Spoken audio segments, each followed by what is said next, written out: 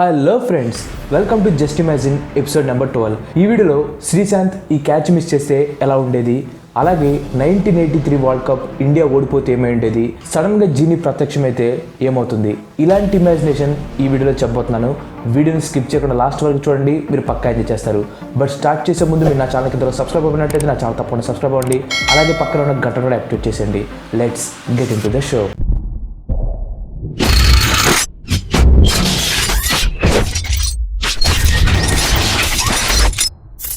Friends, WinZO యాప్లో మీరు easy games ఆడి real మనీని గెలుచుకోవచ్చు.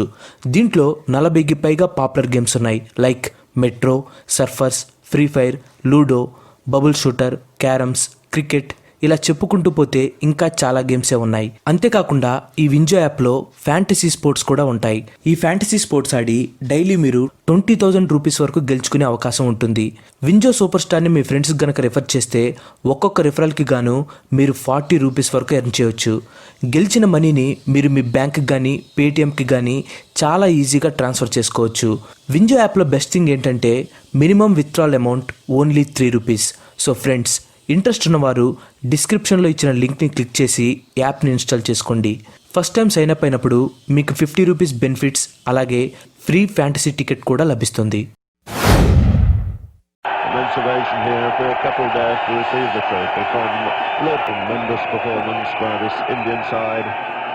And here's the man who's been lives with skipper the side quite beautifully and made his own contributions with bat and ball. 1983 June 25th ఇండియాలో cricket ఇప్పుడున్న స్టేజ్కి రావడానికి main కారణం ఆ రోజు జరిగిన మిరాకిల్ అని ఎందుకంటున్నానంటే, కపిల్ దేవ్ లీడ్ చేసిన ఆ టీం వరల్డ్ కప్ గెలుస్తుందని ఆ టీంలో ఉన్న వాళ్ళు కూడా అనుకోలేదు. ఛాంపియన్స్ అయిన వెస్టిండీస్ని అండర్ డాగ్స్ అయిన కపిల్ దేవ్ సైన్యం ఫైనల్లో ఓడించి ఇండియన్ క్రికెట్కి ప్రాణం పోశారు. సో జస్ట్ ఇమాజిన్, ఆ రోజు కనుక ఇండియా వరల్డ్ కప్ ఓడిపోయి ఉంటే సిచ్యువేషన్ ఎలా ఉండుండేదో ఇప్పుడు చూద్దాం. ఫస్ట్ ఆఫ్ ఆల్, ఇండియాలో క్రికెట్కి ఇప్పుడున్నంత క్రేజ్ అస్సలు ఉండేది కాదు. ఇండియా 1983 వరల్డ్ కప్ గెలవడం వల్లనే మన దేశంలో క్రికెట్ని రిలీజియన్ లాగా చూడటం స్టార్ట్ చేశారు. ఇండియా కనుక ఓడిపోయి ఉంటే అప్పుడు క్రేజ్ ఎక్కువ ఉన్న హాకీయే ఇప్పటికీ డామినేటింగ్ స్పోర్ట్గా ఉండేది. లేదంటే ఒలింపిక్స్లో మన వాళ్ళు ఎక్కువగా కాన్సన్ట్రేషన్ చేసేవాళ్ళు. ఇండియా 1983 వరల్డ్ కప్ ఓడిపోయి ఉంటే 1987 వరల్డ్ కప్ని ఇండియా హోస్ట్ చేసేది కాదు. 1983 వరల్డ్ కప్ ఇండియా గెలవడంతో మన కంట్రీలో క్రికెట్కి బాగా క్రేజ్ వచ్చింది. దాన్ని బేస్ చేసుకుని 1987 వరల్డ్ కప్ని ఇండియాలోనే పెట్టారు.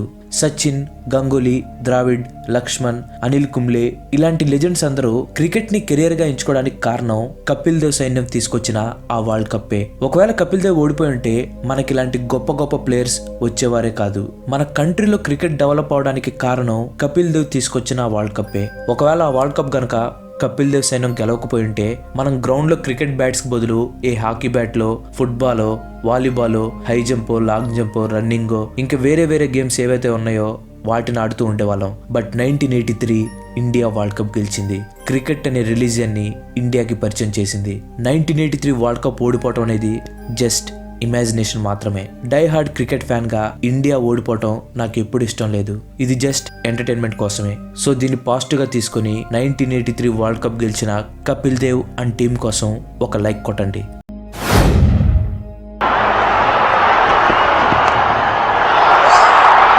In the air, Sreesanth takes it. India win. Indian క్రికెట్నే కాదు, మొత్తం క్రికెట్ వాళ్ళని మార్చేసిన క్యాచ్ శ్రీశాంత్ పట్టిన ఈ క్యాచ్. T20 వరల్డ్ కప్ ఫైనల్లో మిస్బా ఉల్ హక్ కొట్టిన షాట్ ని డీప్ ఫైన్ లెగ్ లో శ్రీశాంత్ క్యాచ్ పట్టాడు. జస్ట్ ఇమాజిన్, ఒకవేళ శ్రీశాంత్ ఈ క్యాచ్ ని వదిలేసుంటే గుండె కాస్త కిందకు జారినట్టు అనిపించింది కదా. సో ఈ రోజు జస్ట్ ఇమాజిన్ లో శ్రీశాంత్ ఈ క్యాచ్ వదిలేసుంటే ఎలా ఉంటుందో చూద్దాం. ముందుగా ధోని అనే సక్సెస్ఫుల్ కెప్టెన్ ఉండేవాడు కాదేమో. ధోని ఎక్సలెంట్ కెప్టెన్, దాంట్లో ఎటువంటి డౌట్ లేదు. కానీ ధోనికి అంత క్రేజ్, ధోని డెసిషన్ కి అంత వాల్యూ రావడానికి కారణం 2007లో జరిగిన T20 వరల్డ్ కప్పే. ధోని 2011 వరల్డ్ కప్ గెలవడానికి కూడా T20 వరల్డ్ కప్పే కారణం. మేబీ T20 వరల్డ్ కప్ మనం గనక ఓడిపోయి ఉంటే 2011 వరల్డ్ కప్ టైంకి గంభీర్ లేదా యువరాజ్ సింగ్ టీంని లీడ్ చేస్తూ ఉండేవాళ్ళేమో. వాళ్ళు తక్కువ ప్లేయర్స్ అని కాదు, కానీ ధోనితో కంపేర్ చేసుకుంటే ధోని అంత ఎక్సలెంట్ డెసిషన్ మేకింగ్ వరల్డ్ క్రికెట్లో ఏ కెప్టెన్ దగ్గర ఉండదు. సో ధోని కెప్టెన్సీ కాకపోయి ఉంటే 2011 వరల్డ్ కప్ గెలవటం కాస్త కష్టమని చెప్పాలి. ఇప్పుడు క్యాచ్ వదిలేసిన శ్రీశాంత్ సంగతి చూద్దాం. ఒకవేళ శ్రీశాంత్ క్యాచ్ వదిలేస్తే ఏంటి, స్పోర్ట్స్లో మిస్టేక్స్ చేయటం చాలా కామన్ అంటారా? ఒకసారి మీ గుండెల మీద చేసుకొని చెప్పండి, నిజంగా ఆ సిచ్యువేషన్లో శ్రీశాంత్ కనుక క్యాచ్ వదిలేసుంటే మీరు పోనీలే అని వదిలేస్తారా? లేదు. మీరే కాదు, క్రికెట్ అంటే పిచ్చున్న మన దేశంలో ఎవరు కూడా అస్సలు ఊరుకోరు. సెలెక్టర్స్ తమ సపోర్ట్ ఉందని చెప్పినా కూడా శ్రీశాంత్ని సైడ్ చేసేవాళ్ళు. కానీ అలా క్యాచ్ వదిలేయడం వల్ల మేబీ ఒక మంచి జరిగి ఉండేదేమో. శ్రీశాంత్ స్పాట్ ఫిక్సింగ్ చేయకుండా క్యాచ్ వదిలేశాననే బాధతో ఇంకా గేమ్ని బాగా ఇంప్రూవ్ చేసుకోవడానికి ట్రై చేసేవాడేమో. ఇంకో మెయిన్ మ్యాటర్ ఐపీఎల్. సింపుల్గా చెప్పాలంటే ఇండియా T20 వరల్డ్ కప్ గెలవకుండా ఉండుంటే అసలు ఐపీఎల్ అనేదే ఉండేది కాదు. ఐపీఎల్ BCCIకి బంగారు గుడ్లు పెట్టే పాతు లాంటిది. కానీ ఈ ఐపీఎల్కి ఆద్యం పోసింది మాత్రం ఇండియన్ T20 వరల్డ్ కప్ గెలవడమే. మనది రిచెస్ట్ క్రికెట్ బోర్డే, క్రికెట్ని రిలీజియన్గా చూసే కంట్రీనే. కానీ మన కంట్రీలో T20 క్రికెట్ అంతగా ఫేమస్ అవ్వలేదు, ఎవరికి సరిగ్గా తెలియదు కూడా. 2007 T20 వరల్డ్ కప్ని ప్రతి కంట్రీ ప్రతి బోర్డు చాలా సీరియస్గా తీసుకుని బెస్ట్ టీమ్స్ని పంపించారు. ఇండియా మాత్రం సీనియర్ ప్లేయర్స్ ఎవరూ లేకుండా వాళ్ళందరికీ రెస్ట్ ఇచ్చి ఓన్లీ యంగ్ ప్లేయర్స్ మాత్రమే పంపింది. మహా చూసుకుంటే సెహ్వాగ్ అండ్ యువరాజ్ సింగే కాస్త సీనియర్స్. అసలే 2007 వరల్డ్ కప్ ఓడిపోయి చాలా డిసప్పాయింట్మెంట్లో ఉన్నాం. అలాంటిది టైంలో అసలు ఎక్స్పీరియన్సే లేని యంగ్స్టర్స్ని తీసుకొని వీళ్ళెలా కప్పు కొడతారా బాబు అని చాలామంది అనుకున్నారు.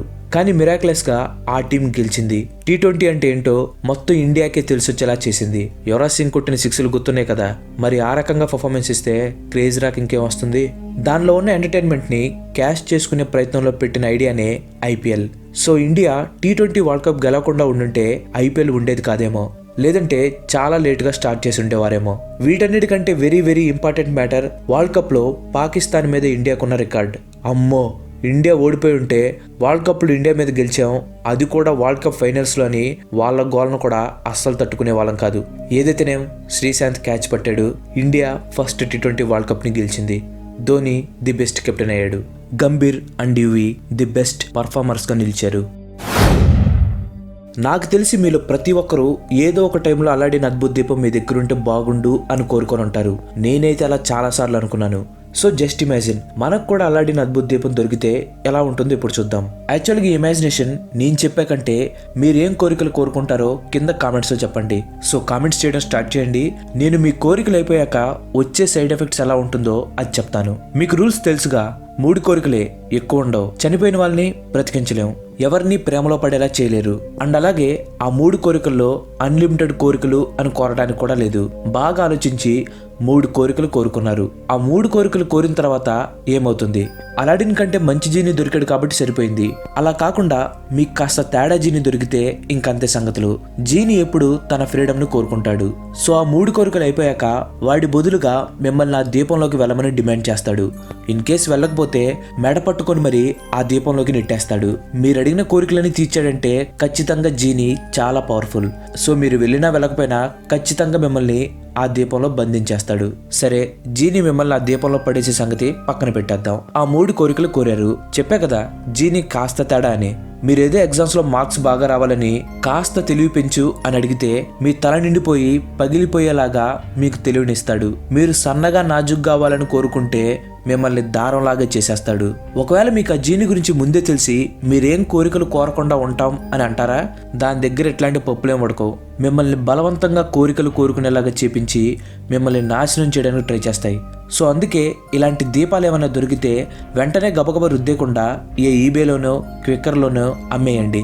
లేదంటే ఇంకా బెస్ట్ ఆప్షన్ ఏదైనా మ్యూజియంకి ఇచ్చేసేయండి. డబ్బుకి డబ్బు, మీరు హ్యాపీగా ఉండొచ్చు. Thanks for watching. ఈ వీడియో కనుక మీకు నచ్చినట్లయితే లైక్ చేయండి, షేర్ చేయండి. అలాగే నేను నెక్స్ట్ ఎపిసోడ్ మిస్ కాకూడదు అనుకుంటే నా ఛానల్కి తప్పకుండా సబ్స్క్రైబ్ అవ్వండి. మీకు ఏదైనా ఇమాజినేషన్ ఉంటే #JI అని టైప్ చేసి మీ ఇమాజినేషన్ని కింద కామెంట్స్లో అడగండి. ఇంకో మంచి ఎపిసోడ్తో మళ్ళీ కలుద్దాం. Till then, bye bye, have a nice day.